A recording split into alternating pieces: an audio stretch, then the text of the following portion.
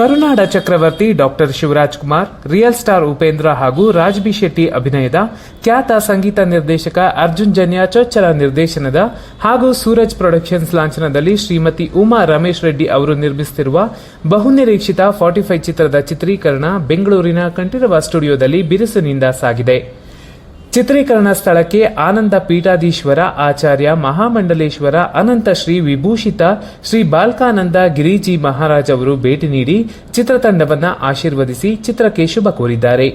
ಈ ಸಂದರ್ಭದಲ್ಲಿ ಕರುನಾಡ ಚಕ್ರವರ್ತಿ Shivaraj Kumar, real star Upendra, Raj B Shetty, ನಿರ್ದೇಶಕ ಅರ್ಜುನ್ ಜನ್ಯ, ನಿರ್ಮಾಪಕ ರಮೇಶ್ ರೆಡ್ಡಿ, ಸಾಹಸ ನಿರ್ದೇಶಕ ರವಿವರ್ಮ ಸೇರಿದಂತೆ ಚಿತ್ರತಂಡದ ಅನೇಕರು ಉಪಸ್ಥಿತರಿದ್ದರು.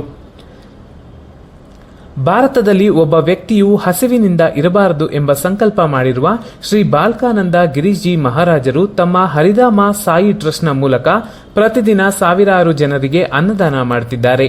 ಇಂತಹ ಮಹಾತ್ಮರು, ಆಧ್ಯಾತ್ಮಿಕ ಅಂಶಗಳಿರುವವರು ನಮ್ಮ 45 ಚಿತ್ರದ ಚಿತ್ರೀಕರಣ ಸ್ಥಳಕ್ಕೆ ಭೇಟಿ ನೀಡಿ ಆಶೀರ್ವದಿಸಿದ್ದು ಬಹಳ ಸಂತೋಷವಾಗಿದೆ.